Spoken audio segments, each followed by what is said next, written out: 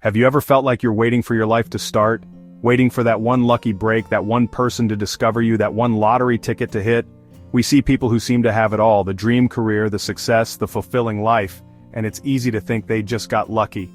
That some magical lightning bolt of opportunity struck them, and not us. We tell ourselves, if only I had her luck, I'd be successful too.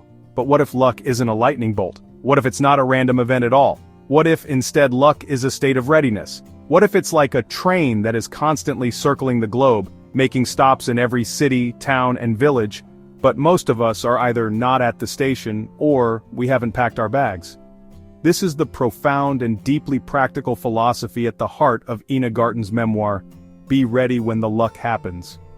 Through the incredible story of her journey, from a bored White House budget analyst to the beloved cultural icon known as the Barefoot Contessa, she teaches us a powerful lesson.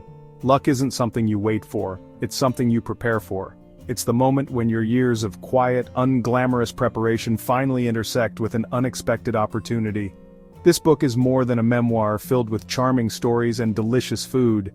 It's a roadmap for anyone who has ever had a dream. It's a guide to packing your bags, showing up at the station and being ready to say yes when your train finally arrives. In the 1970s, Ina was living in Washington, D.C., working a respectable but soul-crushingly boring job as a budget analyst at the White House. She was smart, capable, and deeply, profoundly unfulfilled. She spent her days working on nuclear energy policy, and her nights dreaming of food, hosting elaborate dinner parties, and teaching herself to cook from Julia Child's cookbooks. She knew she was in the wrong life, but she had no idea how to get out. One day, while browsing the New York Times, she saw a tiny classified ad. A 400-square-foot specialty food store called the Barefoot Contessa in West Hampton, New York, was for sale. She had never run a business, she had no professional cooking experience, she had never managed an employee. By every conventional measure, she was completely unqualified, and yet, something in her gut told her to go see it. She and her husband Jeffrey drove up to see the store. It was charming but tiny. The owner made her a lowball, on-the-spot offer. Ina's mind was screaming all the logical reasons to say no. It was a huge risk. It was financially irresponsible. She would be leaving a prestigious government career for a tiny food shop in a summer town. But in that moment, she did the single most important thing she would do in her entire career. She ignored the fear, trusted her intuition, and said, yes. This is the first and most fundamental principle of Ina's philosophy. You must be willing to say yes to the things that terrify you. The opportunities that have the greatest potential to change our lives are almost always the ones that feel the most intimidating. They live just outside our comfort zone. Our logical brain, the part that wants to keep us safe and predictable, will always counsel us against them. But your intuition, that deeper sense of knowing, often understands what you truly need. Ina's journey to success wasn't born from a well-researched business plan. It was born from a moment of pure, unadulterated courage. She took the leap, trusting that she would figure out how to fly on the way down. This single act of saying yes to fear was the first step in preparing for a kind of luck she couldn't even imagine yet. Saying yes was the easy part. The day Ina took over the Barefoot Contessa, she was hit with the overwhelming reality of her decision. She barely knew how to work a commercial coffee machine, let alone manage inventory, develop a menu, or lead a team. The first few years were a frantic, exhausting, and exhilarating blur. This period of her life teaches us the second core lesson. After the courageous leap comes the unglamorous work. This is the preparation phase. Ina didn't try to be a revolutionary chef. She started with what she knew. Simple, classic, high-quality food that people loved. She focused on the absolute basics. She learned that the secret to great chicken salad wasn't a fancy French technique. It was roasting the chicken instead of boiling it to give it more flavor. She learned that people didn't want complicated, fussy food. They wanted the most delicious version of something familiar. This became the bedrock of her brand, taking simple things and elevating them through quality and technique. But she wasn't just learning about food, she was learning about business. She learned how to hire people, and more importantly, how to trust them. She made a point of hiring people who were better at certain things than she was, a better baker, a better front-of-house manager, and then she got out of their way. She learned the brutal economics of a food business, the razor-thin margins, and the importance of tracking every single potato. She learned how to build a community around her store, remembering customers' names and their favorite dishes, making the Barefoot Contessa not just a shop, but a central part of the town's social fabric. For 18 years this was her life. It wasn't glamorous. It wasn't about fame or television shows. It was about showing up before dawn, every single day, and doing the work. It was about mastering her craft, one batch of brownies at a time. This is the part of the story we often skip when we look at successful people. We see the finished product, the successful cookbook author and TV star, but we don't see the 2 decades of grueling hands-on work that made it all possible. This is the essence of being ready. You don't prepare for a specific opportunity. You simply commit to being excellent at what you do, day in and day out. You build a foundation of skill, experience, and integrity so that when an unexpected door opens, you have the strength and the knowledge to walk through it. After nearly 2 decades of running the store, Ina was a massive success. The Barefoot Contessa had grown from a tiny 400-square-foot shop to a 3,000-square-foot market that was a landmark in the Hamptons. By all accounts, she had made it. She could have comfortably run that store for the rest of her life. But a familiar feeling began to creep back in. She was getting bored. The challenge was gone. The steep learning curve had flattened out. She felt that same sense of being stuck that she had felt in her government job all those years ago. So she made another terrifying decision. She sold the store to 2 of her employees. She had no plan. She just knew she needed a new challenge. This leads to the 3rd major philosophy of her life. You have to know when a chapter is over, and have the courage to start a new one, even if you don't know what it is. With her newfound free time, she started thinking about what was next. The idea of writing a cookbook had been planted in her head by customers for years, but she had always dismissed it. She wasn't a professional writer. She wasn't a trained chef.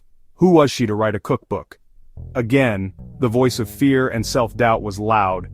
But this time she had nearly 20 years of real-world experience to back her up.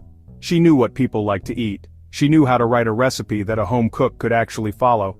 The process of writing that first cookbook was another form of preparation. She hired an editor and a book designer, but she was relentless about the vision. The book had to reflect the simple, elegant, and accessible philosophy of her store. She tested every recipe over and over again. She fought for the clean design and the beautiful photography. She poured all of her accumulated knowledge and taste into that book. When the Barefoot Contessa cookbook was published, it was a massive runaway success. It was so successful because it was authentic. It was the genuine product of 18 years of hard-won experience. The luck of having a best-selling cookbook wasn't luck at all. It was the direct result of 2 decades of preparation meeting a new kind of opportunity. The success of the cookbook brought a new and even more terrifying opportunity: television. The Food Network came calling, convinced that Ina's warm, reassuring, and elegant style would be perfect for a TV show. Ina's response was immediate and absolute. No, absolutely not.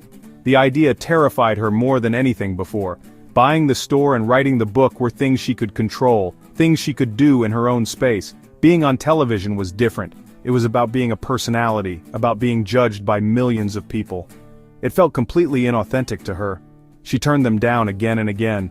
She was convinced she would be terrible at it. She was afraid of losing her privacy. She was afraid of failing on a massive public stage.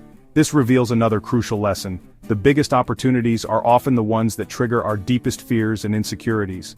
The Food Network was persistent. They saw something in her that she couldn't see in herself. Eventually, worn down by their persistence and encouraged by Jeffrey, she agreed to do a limited run of 13 episodes. She said yes, but she did it on her own terms. The show would be filmed in her own house, not a studio. It would be about her real life, cooking for her real friends. It wouldn't be a performance. It would be an authentic extension of who she already was. Of course, the show was a colossal success. Barefoot Contessa became one of the most beloved and enduring shows on the network. The luck of becoming a TV star was the result of a lifetime of preparation finally meeting a platform big enough to share it with the world. But it only happened because after months of resistance, she once again found the courage to say yes to her fear. She was ready, even if she didn't feel ready. Her foundation of knowledge, her clear point of view, and her authenticity were the bags she had been packing all her life. The train arrived, and she got on. Running through all of these stories is a simple, elegant life philosophy that is best captured in her famous catchphrase, "How easy is that?" This phrase is more than just a TV tagline, it's a worldview. It's about a relentless commitment to simplicity, quality, and authenticity. In her cooking, it means using high-quality ingredients and simple techniques to create incredible flavor. It's about not overcomplicating things. And it's about giving people permission to not do everything from scratch. Her other famous phrase, "store-bought is fine," is a revolutionary act in a world of foodie perfectionism. It's a philosophy of focus. It means you should pour your energy into the one or two things that will make the biggest difference, like a delicious homemade roast chicken, and not stress about making the dessert from scratch if a good quality store-bought one will do. This philosophy extends far beyond the kitchen. In business and in life, it's about identifying what is truly essential and letting go of the rest.